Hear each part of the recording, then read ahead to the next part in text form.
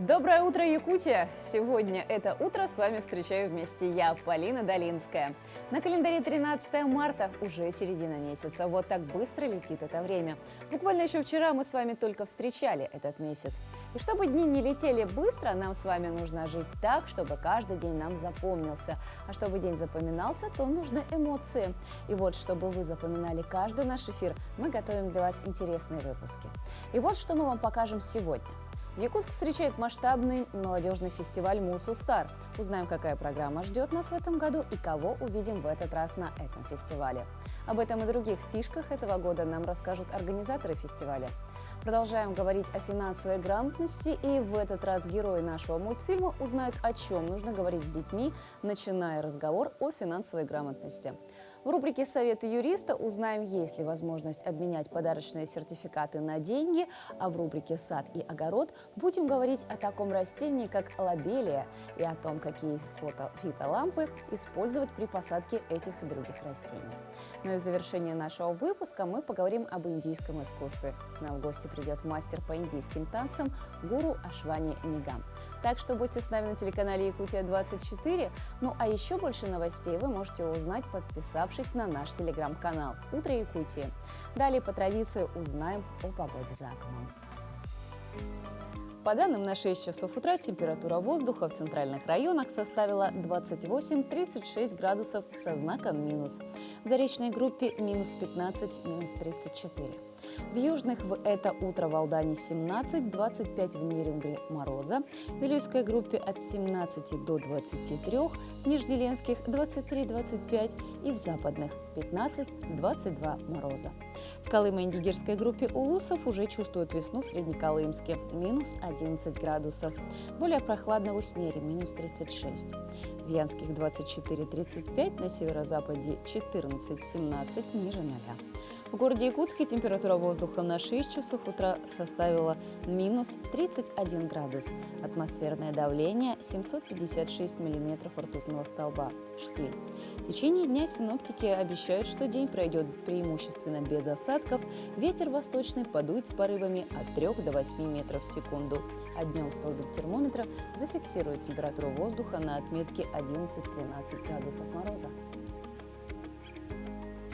Солнце клиш, солнце ворот, солнце к нам весну зовет, пригревает, распекает, зайчиков своих пускает. Прыгают они повсюду, я им радуюсь, как чуду. Кап-кап-кап поет капель, целый день, день-делень. Ручеек кораблик вот, в луже щепочка плывет. Зачирикал воробей, чик-чирик, уже теплей. Мур-мур-мур пропела кошка, сидя под моим окошком. И подснежник зацветает, скоро снег совсем растает. И действительно, снег совсем скоро растает, и, как любят многие говорить, крепитесь, люди, скоро лето. На календаре у нас 13 марта. Сегодня в Таиланде отмечают День тайского слона, День калмыцкой поэзии, День умных и привлекательных, а также День Кена. И какие еще праздники отмечают сегодня в мире, и мы узнаем в нашей рубрике «Даты и события». Сегодня День Содружества наций, День собак-ветеранов.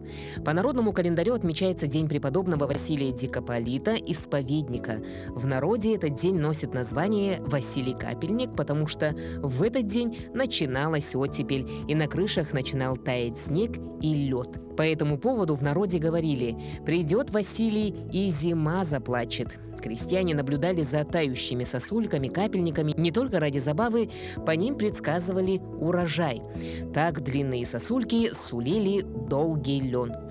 Радовались весенней капели охотники, ведь она сулила им удачную охоту на зайцев. Это день в истории. В 1781 году английский астроном Уильям Гершель открыл уран.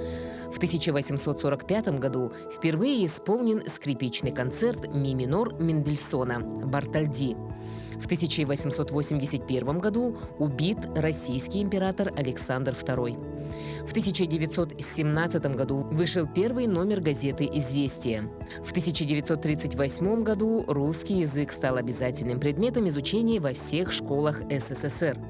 В 1954 основан Комитет государственной безопасности СССР. В 1988 в Японии открыт самый глубокий, залегающий под морским дном, железнодорожный тоннель Сейкан. В 1989 сформированы основные принципы World Wide Web, изобретен интернет. В этот день родились: в 1888 году Антон Макаренко, советский педагог, писатель, автор педагогической поэмы. В 1910 году родилась Ирина Бугримова, советская артистка цирка, первая в мире женщина-дрессировщик львов. В 1913 году Сергей Михалков, советский поэт, баснописец, автор слов 3 гимнов нашей страны. В 1944 году родился Игорь Кия, советский артист цирка, иллюзионист, народный артист России. В 1951 году родилась Ирина Алферова, знаменитая российская актриса театра и кино. Именины сегодня у Василия, Киры, Марины, Нестора, Николая, Иоанна, Арсения и Сергея. 24-25 марта в Якутске состоится финал молодежного фестиваля «Мусустар». И в рамках этого мероприятия у нас на этой неделе каждый день будут его гости, участники, организаторы, гости и другие. Напомним, в этом году фестиваль проходит под эгидой Года педагога и наставника в России и Года труда в Якутии. Уже организованы 12 направлений по различным темам, и в данное время во всех регионах Якутии идут отборочные этапы. И сегодня у нас в гостях один из организаторов фестиваля – Татьяна Елаева, руководитель медиацентра республиканского фестиваля «Мусустар». Доброе утро, Татьяна. Доброе утро, Полина. Ну, расскажите для начала, как мы уже анонсировали, у нас 12 направлений, 12 площадок, где молодые люди могут себя проявить. Что это за направление и чем нынешний фестиваль будет отличаться от предыдущих? Во-первых, всем еще раз доброе утро. Спасибо большое за внимание к нашему фестивалю. Да, с этой недели мы будем ежедневно в эфире, но я думаю, что там дальше уже будут подъезжать наши гости, участники, и будет интересно из первых уст узнать, что же такое Мусустар. В этом году все-таки главная, наверное, особенность, ее, я думаю, две. Первое – это то, что все-таки упор сделан на образовательную программу фестиваля. То есть понятно, что и до этого они работали, но в этом году решено подойти все-таки, сделать как можно больше, значит, мастер-классов, каких-то практических семинаров для ребят, которые готовы в своей отрасли чему-то учиться, как-то прокачать свои навыки. И второе, самое важное нововведение, это то, что у нас в этом году впервые будет выбираться не только, можно будет участвовать, скажем так, представителю определенного улуса, да, то есть не только командой, но и лично, но и будут выбираться отдельно районы. То есть будет определяться лучший... Самый активный. Да, будет выбираться лучший молодежный район, и отдельно будет номинация для арктических районов. Среди них тоже будет выбираться лучший арктический район. Там есть несколько критериев, жюри будет все это оценивать, и по результатам общих баллов в завершении организаторы выберут победителей в этих 2 номинациях, которые получат очень ценные призы. Пока это не раскрывается, но я думаю, чем ближе... То есть это секрет, да? Потому чем что ближе... у меня есть вот какой же приз ожидает победителя. Да, чем ближе к финалу, тем, так сказать, я думаю, что мы подробнее расскажем о том, что получат все-таки представители лучшего молодежного района и лучшего молодежного арктического района. Кто в этом году будут специально приглашенные гости, которые проведут мастер-классы для участников, ну а также будут на сцене? На самом деле, скажу еще раз, повторю, что у нас 12 направлений, то есть 12 тематических площадок. Вот. В каждой из них будут специально свои приглашенные гости, наставники. Вот. Отдельно у нас, конечно, будет развлекательная программа, но на сегодняшний день уже совершенно точно известно, что к нам приезжают наши именитые спортсмены. Это, прежде всего, конечно же, отметить гордость нашей страны. Это наш олимпийский чемпион Никита Нагорный, который, кроме того, является руководителем и начальником штаба юнармии. и олимпийская чемпионка Камила Валиева. То есть то, что касается именно вот спортивных наших звезд, да. Ведущей у нас будет Надежда Ангарская, ну, то есть в этом году решено показать ребят, которые и далеко за пределами Якутии достойно ее представляют и добились уже признания определенных высот на российском уровне. Кроме того, будут очень много известных педагогов, которые будут заниматься с ребятами по направлению поколения перспектива в познании. Там есть будет несколько площадок, и вот там приезжает очень, например, Илья Уточкин, учитель биологии, это вот из нашей соседи, да, из Благовещенска. Вот, приезжает известный учитель английского языка из Барнаула. Она является победителем конкурса «Учитель-блогер России». Кроме того, почти все эксперты и коучи по направлению педагогика, они проявили себя в телепроекте «Большая перемена». Они являются там наставниками. Ну, то есть это такие люди, которые, конечно же, себя зарекомендовали. Это в своей отрасли, они считают, на сегодняшний день это признанные уже эксперты российского уровня. Для участия в фестивале заявлено 12 направлений, по которым будут работать как раз и приглашенные гости, и будут выявлены победители в этих номинациях. Все ли из этих 12 направлений ориентированы на учителей, наставников и год труда, или же они разнообразные? Нет, конечно, там все-таки 12 тематических направлений, они совершенно разные. Это сделано для того, чтобы у ребят была возможность выбрать. Да? Есть отдельно по педагогике, есть отдельно для конкурса для цифровых художников, есть отдельное направление для спортсменов. Да? Там и национальные виды спорта, и ГТО. Есть отдельное направление по дипломатической линии, есть отдельное направление для экоактивистов. Конечно, у нас отдельное направление есть для добровольцев и волонтеров. Как известно, Якутия сегодня все-таки является одним из лидеров и показывает такой достойный пример о том, как развивать волонтерское движение. Да? Все-таки мы живем на севере, мы люди открытые, мы готовы помогать друг другу, знаем и умеем, как это делать, умеем организовываться в сложные моменты, как оказалось, и готовы делиться этим опытом. Поэтому, конечно, волонтерское движение в Якутии, кстати, оно очень распространено и готово развивать свой опыт и дальше, делиться им. Ну, большое вам спасибо, Татьяна. Я думаю, может быть, мы сейчас прервемся на небольшую паузу и продолжим для всех наших телезрителей рассказывать о фестивале Мосустар. Прямо сейчас к нам присоединились наши коллеги из информационной службы с последними и актуальными новостями.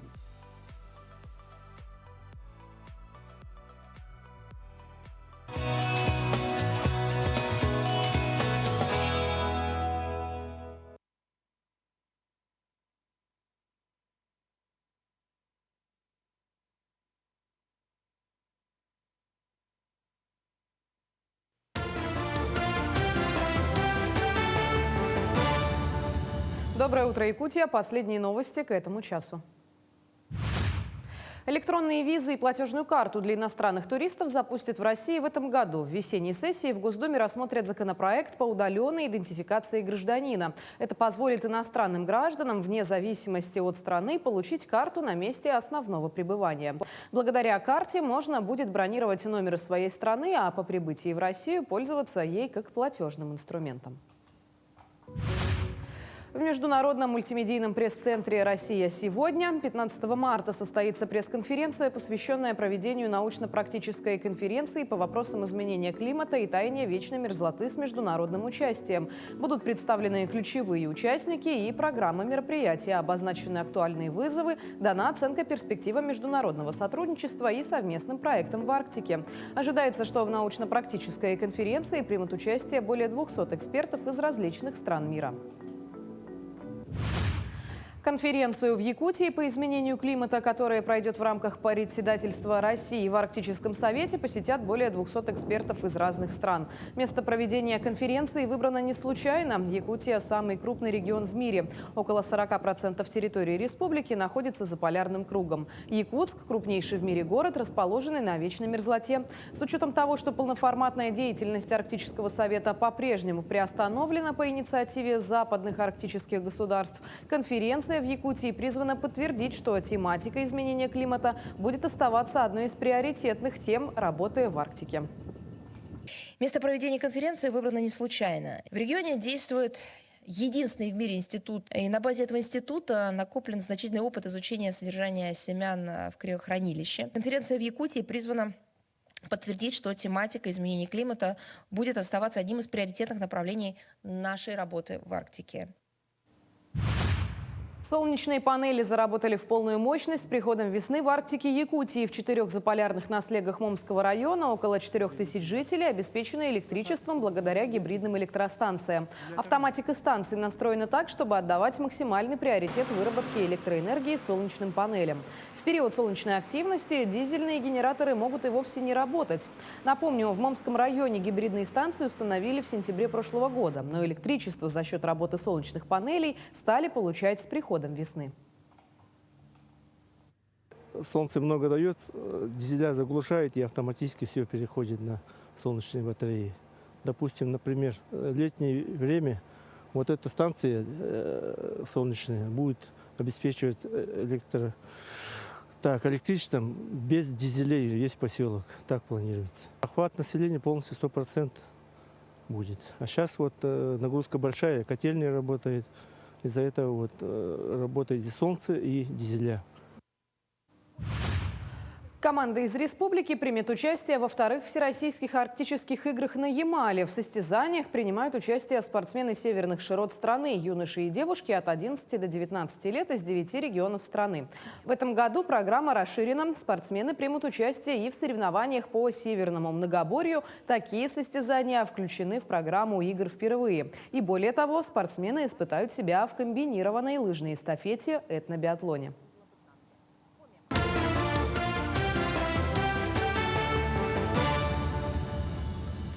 Доброе утро, друзья! Мы продолжаем говорить о фестивале «Мосустар», который пройдет в Якутске с 24 по 25 марта. В гостях у нас Татьяна Елаева, руководитель медиацентра республиканского фестиваля «Мосустар». Еще раз доброе утро. Доброе утро. И давайте продолжим. Вот что касается прошлых 2 лет фестиваля, какие проекты уже были реализованы и вообще какая у них дальнейшая была судьба у победителей этого фестиваля? Да, все-таки, когда мы говорим о проекте, за ним всегда стоят живые люди. Наши с вами друзья, коллеги, те, с кем мы учились.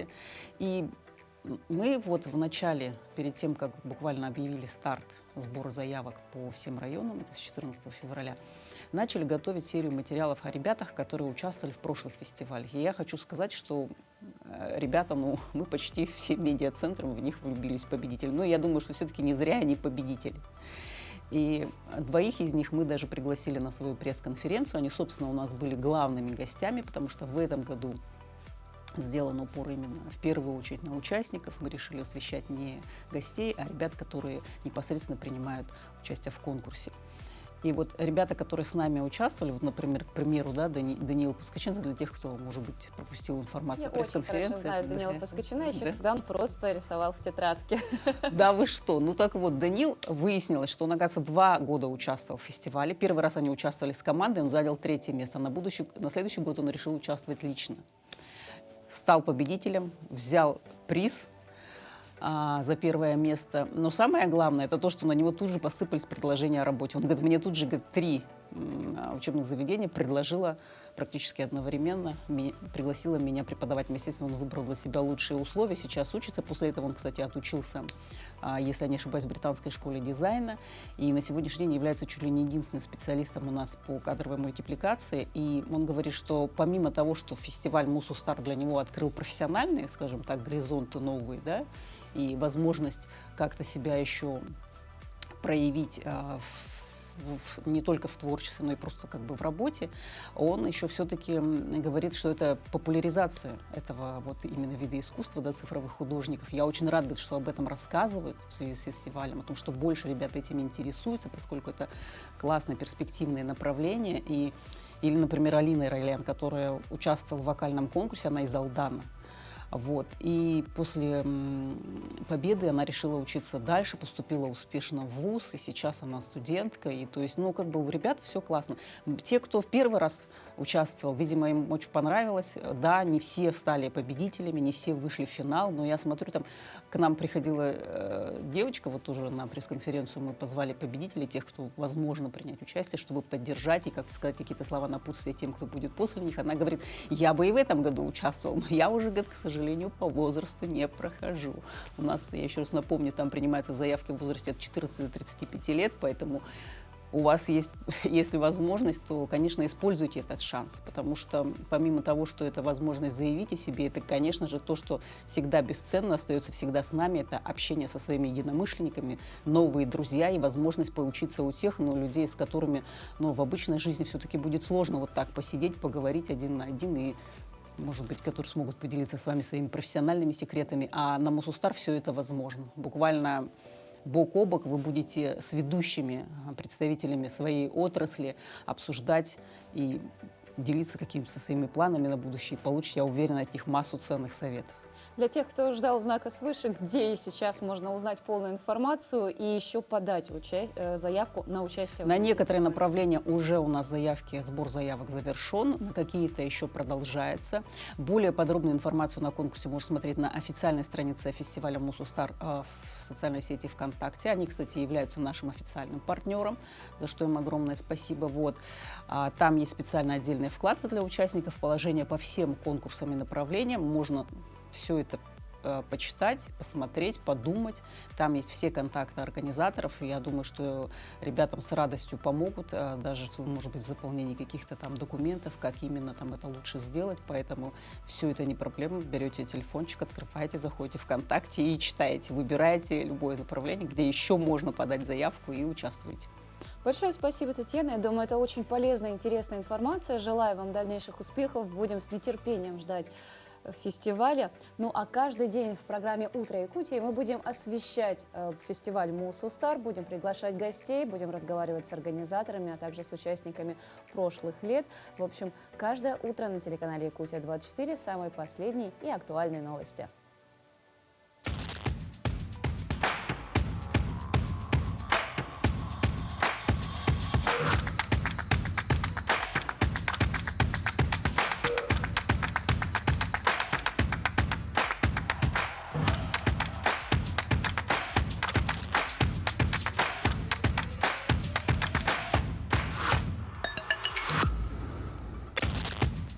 Сегодня в нашем выпуске про финансовую грамотность наши герои мультфильма будут говорить о финансовой грамотности, а именно как начать с детьми разговор на такую сложную тему.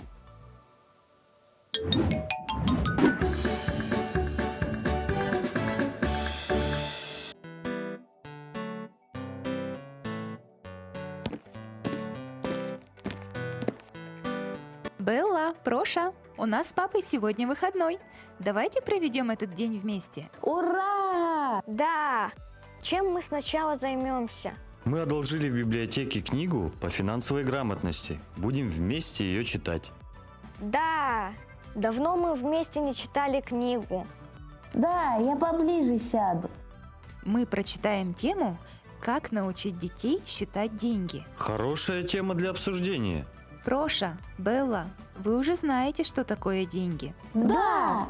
Давайте вспомним, почему именно рублями называются деньги нашей страны, России. Я знаю, вы нам про это читали. Рубль произошло от слова «рубить». Раньше людям приходилось рубить металлические слитки, чтобы получить более мелкие денежки. Правильно. Это и были первые монеты, которые со временем стали делать круглыми. Круглые монеты удобнее. Дети, посмотрите на эти изображения монет. В России выпускаются монеты, копейки и рубли. А вот монеты рубли. 1 рубль, 2 рубля, 5 рублей, 10 рублей. Монета имеет две стороны. Сторона, где изображен двуглавый орел, называется аверсом, а сторона с изображением числа номинала – это реверс или решка. Я видел в фильмах, как подкидывают монетку на удачу и спрашивают, орел или решка? Да, двуглавый орел – это аверс, А сторона с изображением числа номинала – это реверс. А номинал, что это такое? Номинал – это стоимость денежной купюры или монеты, которая наносится на купюру и на монету. А вот на этой странице показаны бумажные деньги. Их называют банкноты или купюры. Вот это рубли, российские деньги. Как вы видите, они бывают в виде бумажных денег, которые называют купюры или банкноты, и металлических круглых. Это монеты. Разный номинал нужен для того, чтобы деньгами было удобнее пользоваться. Если хочется купить товар с высокой ценой, удобнее рассчитываться крупными купюрами. А если товар дешевый, то можно использовать монеты. Из разных монет и купюр получаются разные варианты оплаты. Пользуясь различными монетами и купюрами, мы, как из кубиков в игре Лего, можем сложить разную цену. Так удобнее расплачиваться за покупки. Слушайте, вот как работают разные деньги при покупке. Например, если тетрадь в клеточку стоит 5 рублей, мы можем использовать для покупки деньги разного номинала. Одну монету номиналом 5 рублей, 5 монет номиналом 1 рубль, 2 монеты номиналом 2 рубля и одну монету номиналом 1 рубль. Если мы дадим продавцу купюру большего достоинства, например, 10 или 50 рублей, тогда продавец даст нам сдачу. Здорово, я понял. Молодцы! Слушайте дальше. Вот пример. Набор карандашей стоит 200 рублей. Скажите, какие купюры и монеты мы можем использовать для покупки карандашей? 4 купюры по 50 рублей, 2 купюры по 100 рублей, 2 купюры по 50 рублей и 1 купюру по 100 рублей. Проша, позволь дальше я отвечу. Да, конечно. Значит, 5 монет по 10 рублей, 1 купюру 50 рублей и 1 купюру 100 рублей. Правильно, молодцы! Еще можно дать продавцу купюру номиналом 500 рублей и попросить дать сдачу купюрами номиналом 100 рублей. Тогда сколько мы получим сдачи? 3 купюры по 100 рублей. Молодцы! Уметь правильно считать деньги очень важно. Это необходимо каждому человеку. Совершая любую покупку, даже самую мелкую, нужно посмотреть, какие деньги есть у тебя в распоряжении, то есть в кошельке, и как собрать из них необходимую сумму для покупки. Если ты даешь продавцу сумму, которая больше стоимости товара или услуги, то нужно посчитать размер сдачи. Это значит, нужно понять, сколько денег тебе должны вернуть. Возьму с копилки деньги с разными номиналами и потренируюсь на них, чтобы научиться быстро собирать нужную сумму. Чтобы в магазине за нами очередь не скопилась.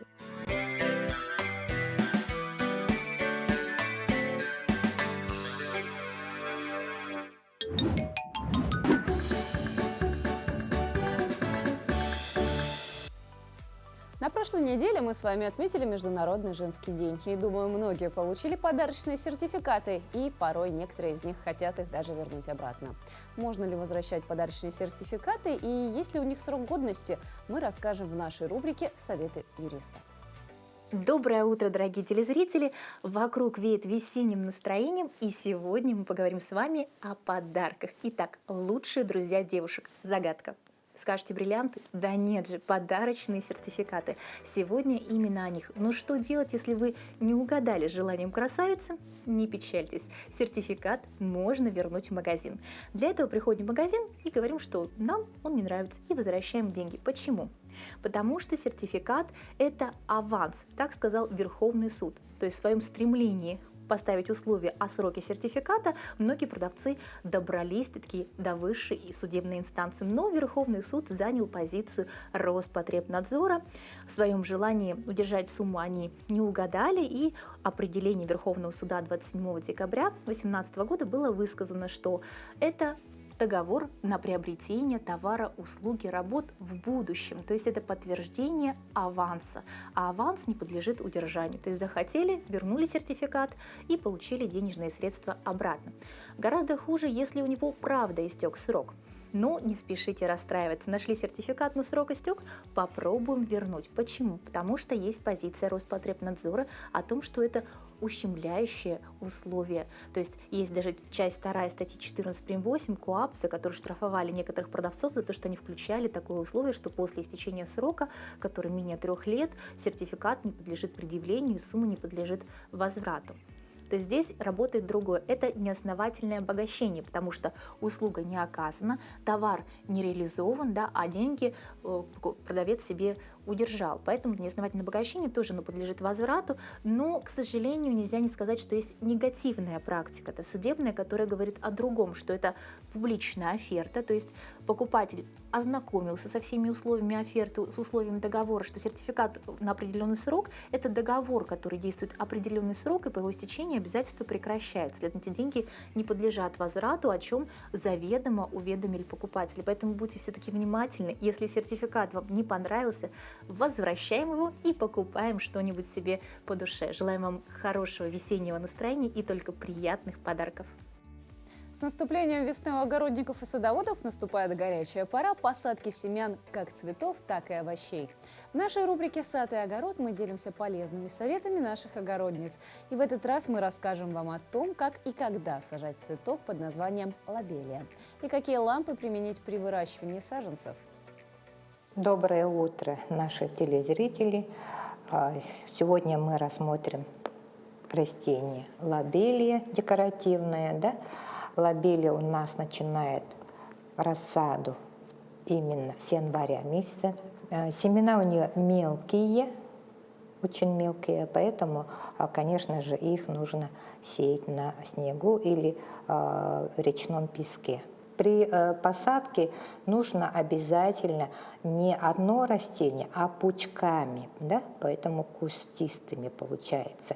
И есть особенность у лобелия, когда появляются молодые побеги, где-то высотой спичной коробки, нужно срезать их вертушки, да, верхние верхушки, которые мы говорим прищипывание.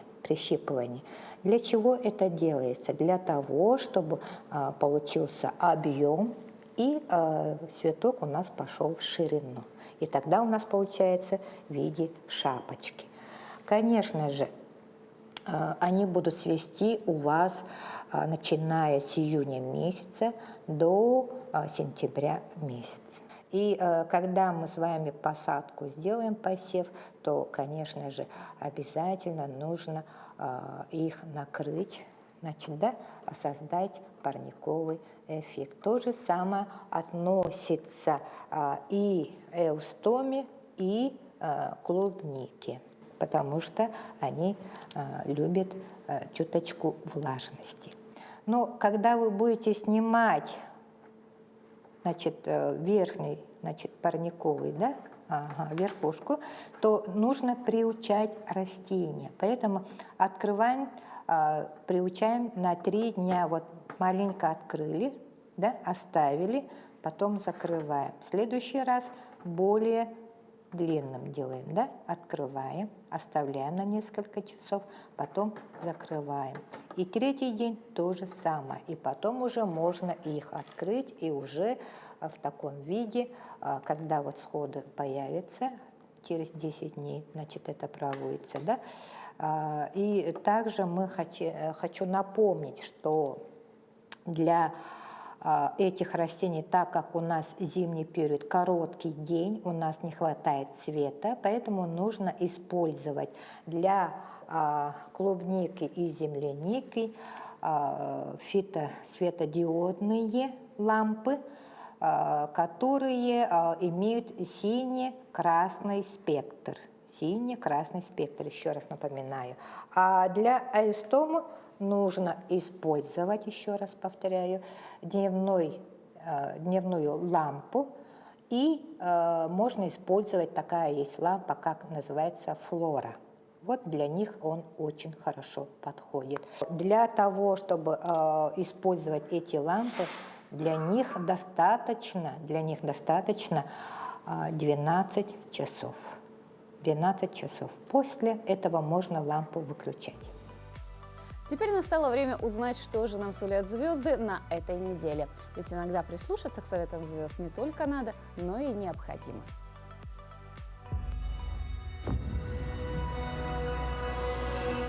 Овны.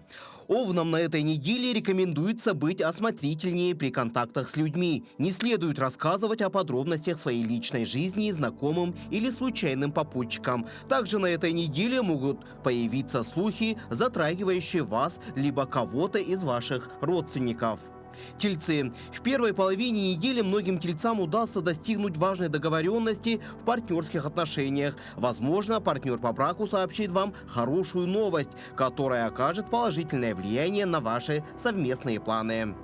Близнецы. В первой половине недели наступит благоприятное время для проведения профилактических процедур, направленных на предотвращение хронических заболеваний. Также это удачные дни для приобретения домашних животных. На выходных рекомендуется забыть обо всех делах и хорошо отдохнуть. Раки. У многих раков на этой неделе активизируется общение в интернете и во время поездок. Возможно, вы познакомитесь с интересными людьми, которые многому научат вас. В середине недели вам, возможно, придется отстаивать свою репутацию, вести напряженный диалог с представителями закона. На выходных днях воздержитесь от посещения развлекательных заведений. Львы. Многие львы на этой неделе будут чаще сталкиваться с напряженными стрессовыми ситуациями. Возможно, проблемы возникнут у людей, которые вас окружают, но вам придется принять активное участие в их решении. На выходных не рекомендуется принимать гостей в своем доме. Девы. В эти дни вас могут пригласить на свадьбу к родственникам или друзьям. В середине недели не следует вступать в споры или идти на открытые конфликты. Это может нанести ущерб вашей репутации. На выходных нежелательно отправляться в загородные поездки на своей машине. Весы. Весам на этой неделе придется повторно заниматься решением каких-либо проблем. Возврат к нерешенным ранее делам – характерная особенность этого периода. Между тем, в середине недели следует осмотрительно обращаться с лекарственными и химическими препаратами. Воздержитесь от употребления алкоголя. В выходные дни желательно отказаться от контактов с иностранцами. Скорпионы. Скорпионам текущая неделя обещает много приятных впечатлений. Особенно это относится к тем, кто в эти весенние дни переживает пору влюбленности. Усиливается ваша потребность в романтических впечатлениях. Вы будете с оптимизмом смотреть на жизнь. Стрельцы.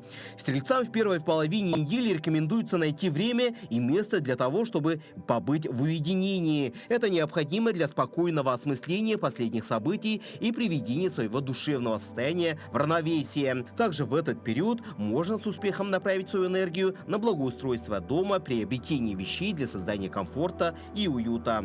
Козероги. Козерогам в первой половине недели предстоит много интересного общения. Усилится потребность в контактах с друзьями и знакомыми. Возможно, вы познакомитесь с интересным человеком, который сможет на многое открыть вам глаза.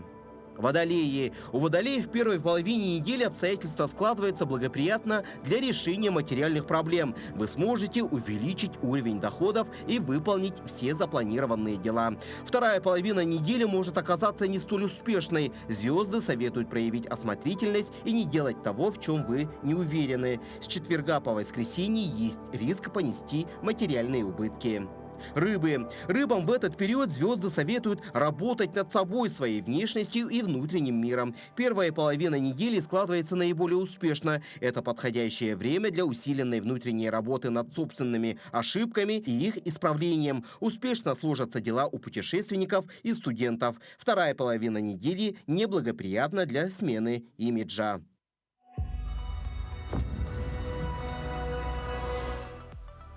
Советы дачников и звезд мы с вами услышали, а теперь настало время планировать свою неделю. Как мы ее проведем? Если вы еще ничего не запланировали, то запланируйте культурный выход и смотрите нашу рубрику «Культурные новости» с Захаром Никитиным. Доброе утро! С вами «Культурные новости». Мы расскажем об итогах якутского «Оскара», о государственной поддержке народных художественных промыслов и многом другом.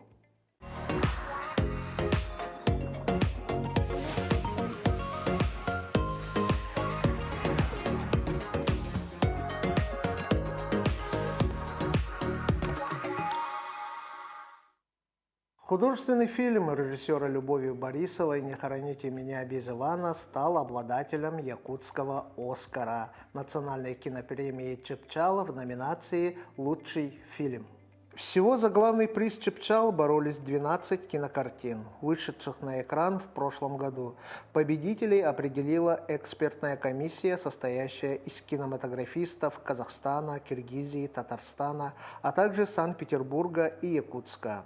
Номинация «Лучший актер» досталась Гаврилу Менкярову за роли в картинах «Джулур» и «Вертолет», лучшая актриса Елена Маркова, исполнившая роль в фильме «Не хороните меня без Ивана». Приз в номинации «Лучший сценарий» разделили Степан Бурнашов и Светлана Тайко за картину «Наша зима». В Якутии будет разработана концепция поддержки народных художественных промыслов на период до 2033 года. В ее основу лягут предложения, поступившие в ходе 7-го форума народных мастеров Якутии «Трудом славен человек».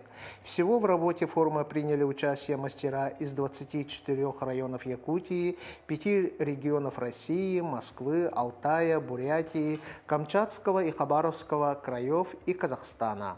Напомним, в Якутии насчитывается 606 мастеров народных художественных промыслов и 275 народных мастеров республики. В Бердигостяхской средней школе Горного Улуса установили бюст народного художника Афанасия Осипова. На торжественном открытии бюста Афанасия Осипова приняли участие его сын Борис Осипов, глава Горного Улуса Никита Андреев, художники, писатели республики, жители района. Афанасий Осипов ушел из жизни в 2017-м. В этом году художнику исполнилось бы 95 лет. Еще при жизни он был признан как выдающийся мэтр отечественной живописи, благодаря которому художественное искусство Якутии вышло на новый уровень и обогатило многонациональную культуру нашей страны. Режиссеру-постановщику Сахафильма Никите Аржакову удостоено звание «Заслуженный деятель искусства Российской Федерации». Режиссерский путь Никиты Аржакова начался в 2095 году, когда вышел его первый фильм «Вокруг только горы» «Тулабыт Барта Хаялар». В дальнейшем он снял такие картины, как «Аэроплан», «Журавли над Ильменем», «Черная маска» и вошедшие в золотой фонд якутского кино «Снайпер Саха» и «Тыгын Тархан». До 20 марта в Музее музыки и фольклора народов Якутии работает персональная выставка мастера народно-художественного промысла Республики Саха-Якутия Софии Григорьевой «Сюрагым Истин Иите». На выставке представлено рукоделие, якутская традиционная одежда, вышивание золотой нитью, бисером и лоскутное шитье. Посетить выставку можно по адресу улица Кирова, 31, 3 этаж. На этом наш выпуск завершается. До новых встреч!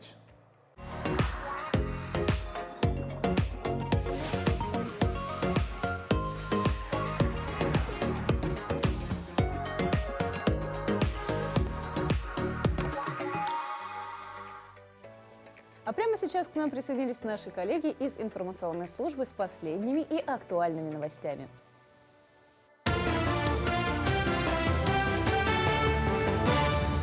Мы продолжаем освещать самые заметные события. Бесплатную психологическую консультацию жителям Арктики оказывают психологи Центра поддержки семей военнослужащих Якутска. Работа ведется в рамках проекта «Арктический десант здоровья», который был поддержан в грантовом конкурсе Фонда президентских грантов. Специалисты помогают справиться с переживаниями в новых социально-экономических условиях, побороть страхи, преодолеть последствия посттравматического стрессового расстройства и сохранить психическое здоровье. В селе Хану Умомского района за один день обратились за помощью около 20 семей. Моя миссия заключается в том, что как я работаю в городе Якутске с семьями военнослужащих, и такая же миссия у меня ожидает, и ждет в Момском Улусе. И за эти 2 дня уже больше 10 человек семей военнослужащих, жены, дети обратились за помощью психологической. И сегодня мы работаем в село Хану, и вот до обеда уже 10 семей побыли у меня на консультации, да, уже 2 детей приходили тоже на консультацию. Но я думаю, такая поддержка, вот нужна всемирная поддержка, не только психологическая, и финансовая поддержка нужна, да, и материальная поддержка. Но самое главное, мы должны поддержать наших ребят, которые находятся в спецвоенной операции.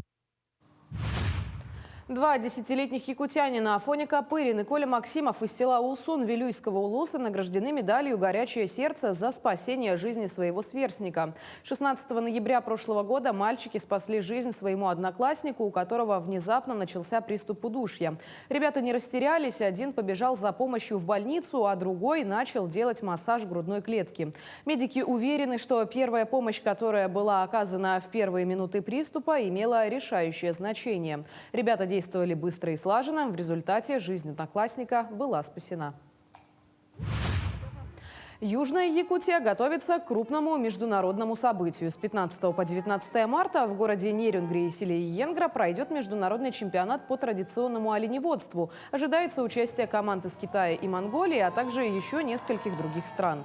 Главным событием чемпионата станут гонки на оленях упряжках и соревнования по ловле оленей, которые пройдут на реке Йенгре.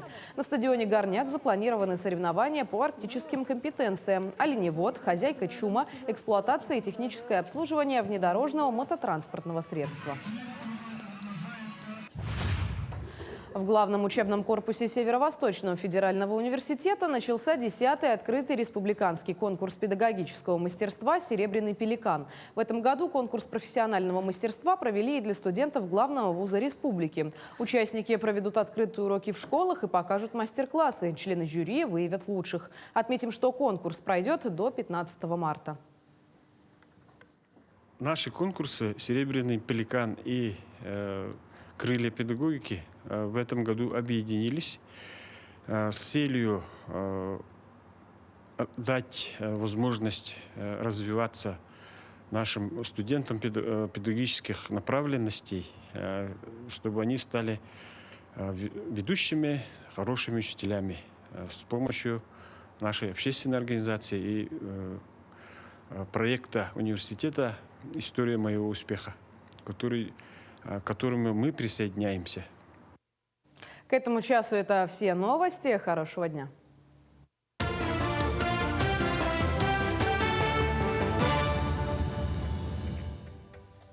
Школа танцев Сиджай совместно с поклонниками индийской культуры провели в минувшие выходные конкурс-фестиваль индийских танцев.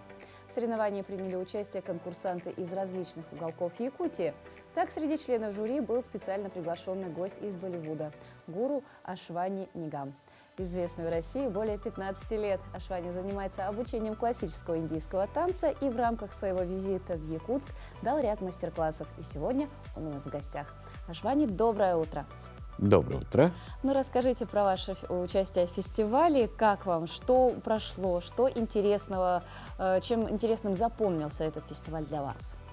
Я уже 3 раза здесь, в этом конкурсе, как судья. Я еще привел мастер-класс по индийски классический, народному и болливудский танцы. Меня впечатляет, что на так Дальнем Востоке, так далеко, есть искра, вот эта любовь к Индии. И сколько стараний, средств очень мало, одежды нет, украшений нет. Но желания такое много, что они собирают и делают что-то.